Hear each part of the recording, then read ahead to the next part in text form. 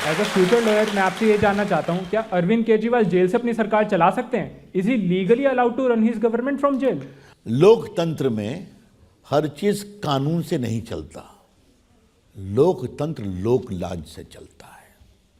अब केजरीवाल ऐसा पढ़ा लिखा Magsaysay award winner, IIT graduate, Anna Hazare का शिष्य अगर ऐसी बात करेगा तो फिर वही है, ये तो बेशर्मी की पराकाष्ठा है। और मैं क्या बोलूँगा।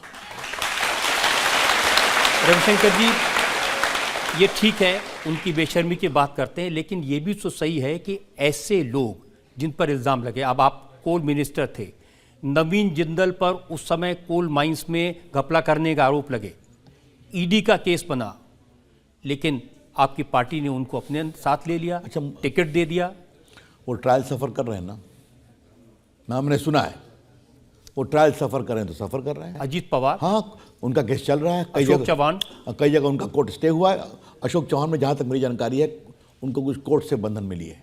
देखिए, मैं फिर आपसे कहता हूँ, राजनीति में जो लोग हैं, अगर कार्रवाई हुई, अगर आप मुझे बताइए कि मोदी ने कार्रवाई रोक दी, केस वापस कराया, तो फिर मैं आपके सवाल को लूँगा। एक भी ऐसा नहीं हुआ। कई बार आपको राजनीतिक कारणों से फैसले करने पड़ते हैं, लेकिन सवाल जो ईमानदारी का है, शुचिता का है, इस पर कोई कॉम्प्रोमाइज़ नहीं करता। देखिए, इसीलिए ममता बनर्जी को सवाल उठाने का मौका मिलता है। वो कहती है कि Bharatiya Janata party washing machine है, करप्ट आदमी इसमें घुसता है और दूध का धुलाव के बाहर निकलता है। आज बंगाल में क्या हो रहा है? बूथ कैप्चर होता है, सोना खाली में बेटियों की इज्जत लूटी जाती है और वो चुप रहती हैं। कितना भ्रष्टाचार हो रहा है, हिंदू संस्कार संस्कृति पर पिटाई होती है, ये ठीक नहीं है। इसलिए ममता और आपके भतीजे क्या क्या करते हैं हमसे मत पूछिए आप, फिर आप कहेंगे कि मैं पर्सनल हो रहा हूँ। उनके खिलाफ एक कार्रवाई चल रही है ना, कई बार सुप्रीम कोर्ट गए ना, रिलीफ मिला क्या? तो खैर पॉलिटिकल बात वो ममता जी व्यंग करती है, इसमें कोई शक नहीं है, व्यंग करने दीजिए आप। लेकिन जनता इस बार बंगाल में ऐतिहासिक निर्णय देने वाली है, मैं आपसे कहने आता हूँ। ये तो जनता फैसला करती है। जनता से हम एक दो सवाल ले सकते हैं अभी। जिस स्पीड से कांग्रेस के नेता बीजेपी ज्वाइन कर रहे हैं, ऐसे तो कांग्रेस खत्म हो जाएगी। आपको नहीं लगता देश में एक स्ट्रांग अपोजिशन होना चाहिए? बिल्कुल सही कहा आपने, I totally agree with you. लोकतंत्र के लिए एक अच्छा अपोजिशन होना चाहिए, लेकिन अपोजिशन बच के रहे, ठीक रहे, इसका कॉन्ट्रैक्ट हम कैसे ले सकते हैं?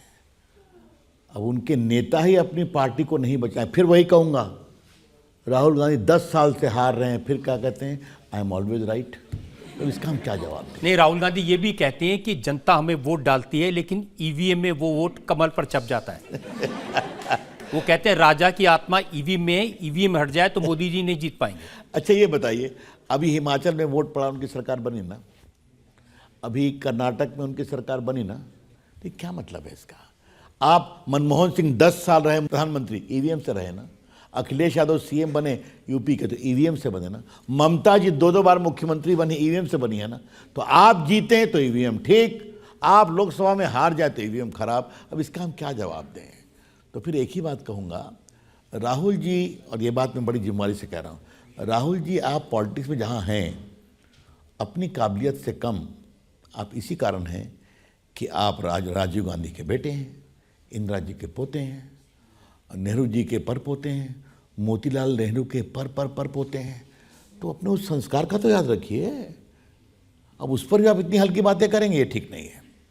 ये बात राहुल गांधी को पहली बार एक नेक सलाह रजत जी के कार्यक्रम में मैं दे रहा हूँ। स्वीकारेंगे तो अच्छी बात है, और वो देश भी गर्व करता है।